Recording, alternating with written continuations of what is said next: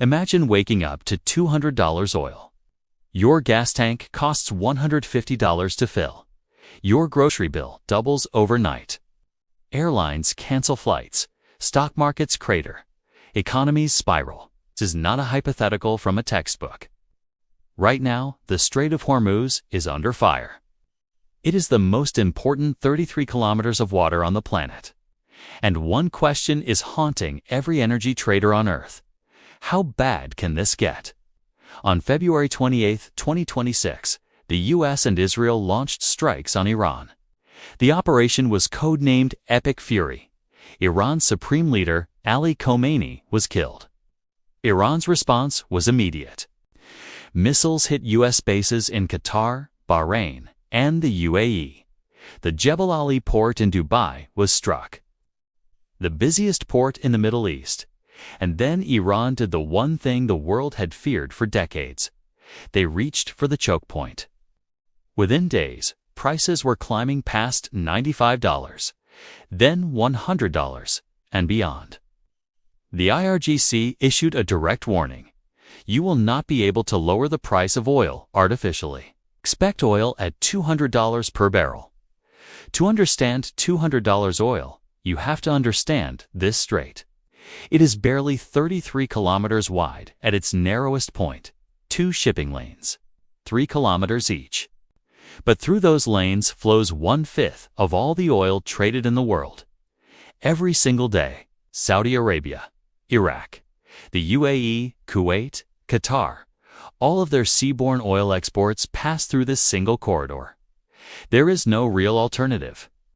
Alternate pipelines can reroute about 4.2 million barrels a day. That leaves 16 million barrels per day with nowhere to go. If the strait closes completely, for comparison, the entire U.S. shale industry produces about 13 million barrels a day. Goldman Sachs called it plainly.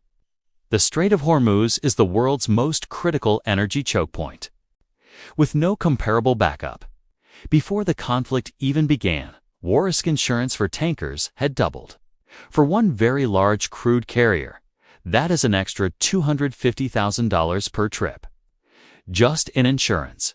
Commercial shippers made the calculation quickly, and they stopped coming. Vessel tracking firm Kpler reported tanker traffic dropped 70% within days. Then it fell to near zero. The world's energy artery had been cut. U.S. and Israel strike Iran. Khamenei killed. Iran launches missile barrages on Gulf military bases. 3 tankers struck near Oman. Brent crude jumps from $73 to $85 overnight. Iran declares the strait closed. Over 150 ships anchor outside, waiting. WTI crude surges past $100. That is a 40% spike in 1 week. Qatar reports Iranian drone strikes on gas facilities. European natural gas prices nearly double. London's Joint War Committee adds Omani waters to high-risk zones. Companies like Maersk reroute ships around Africa, adding 2 weeks to every delivery. Iranian mines reportedly laid inside the strait. The IEA coordinates a global strategic reserve release. 400 million barrels mobilized. U.S., Japan, and South Korea all drawing down reserves.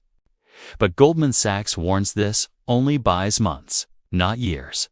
Here is the math, and it is sobering. But Goldman's model assumed an orderly crisis. What we are watching is not orderly. Iranian attacks have struck the UAE, Saudi Arabia, and Bahrain.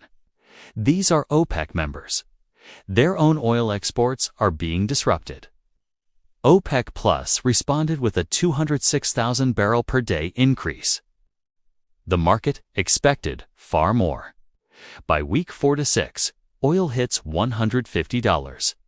This is where global inflation goes from uncomfortable to dangerous, where central banks hold emergency sessions, where governments begin rationing fuel. $200 oil requires a sustained disruption, not a spike, a structural break in global supply. Iran has threatened it explicitly. The conditions are in place.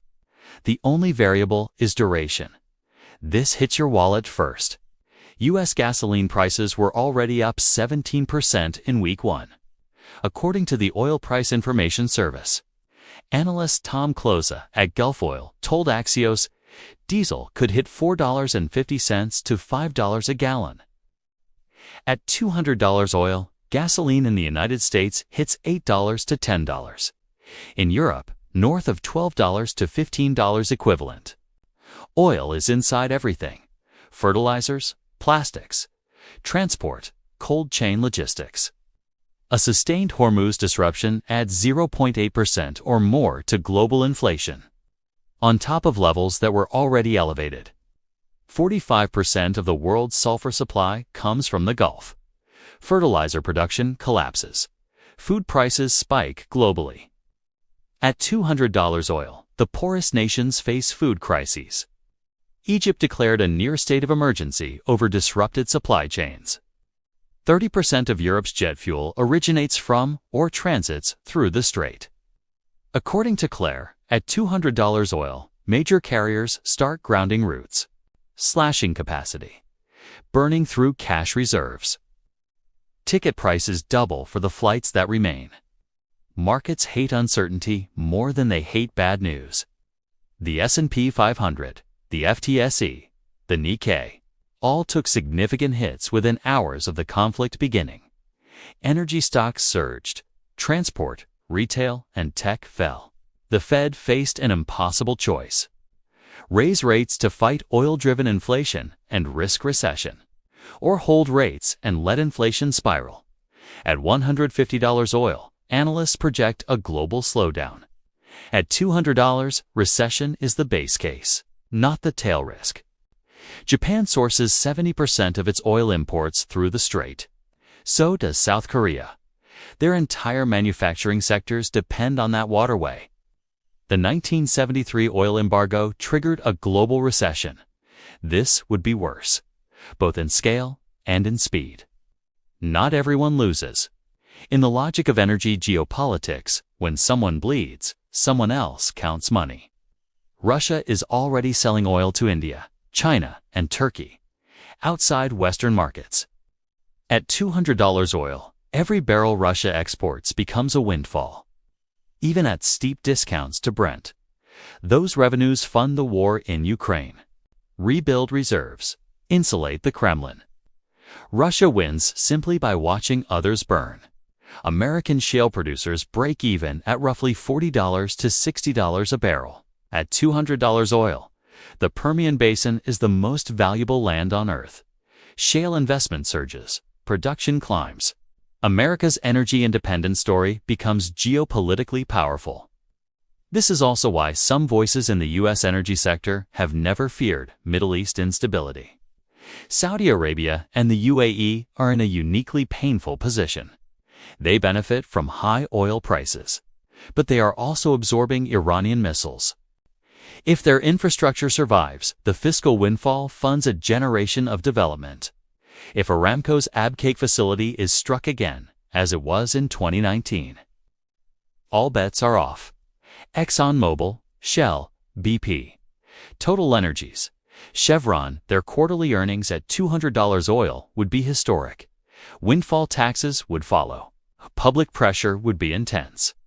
But in the short term, their balance sheets would explode upward. The most immediate adaptation is transportation. Electric vehicles become the obvious hedge. Demand surges overnight. Carpooling, remote work, cycling infrastructure. Every tool from the 1970s playbook gets scaled up fast. People buy less, travel less, heat homes to lower temperatures. It is rationing, but driven by price, not by government order. Governments that prepared absorb the shock better. Strategic petroleum reserves, renewable energy capacity, nuclear power. Japan has invested in LNG diversification since Fukushima. They release strategic reserves within days. France, with 70% nuclear electricity, faces far less exposure. Germany, which shut its last reactors, faces far more. Developing nations in Africa, South Asia, and Southeast Asia have no buffers. They face fuel shortages, blackouts, and social instability. Central banks face a fork in the road. Raise rates and choke fragile growth. Or hold rates and let inflation run. Governments deploy emergency measures, fuel subsidies, price caps, rationing schemes. The IEA's maximum coordinated drawdown, 24 million barrels per day. But that clock starts ticking the moment the tap opens. Long-term, this crisis accelerates a shift from oil dependency. $200 oil does not just hurt.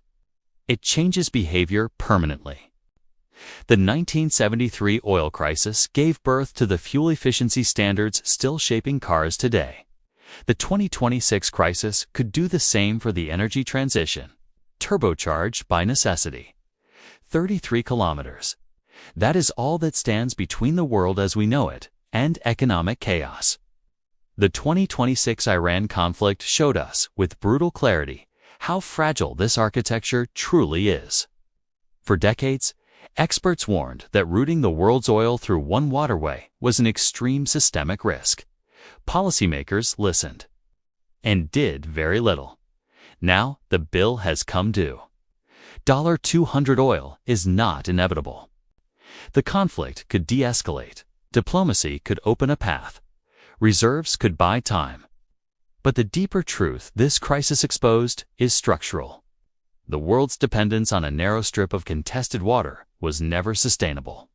If $200 oil accelerates the energy transition, it may one day be remembered as the painful shock that finally changed everything. Or it may simply be remembered as the catastrophe nobody stopped in time. The strait is still closed, the price is still climbing, and the world is watching.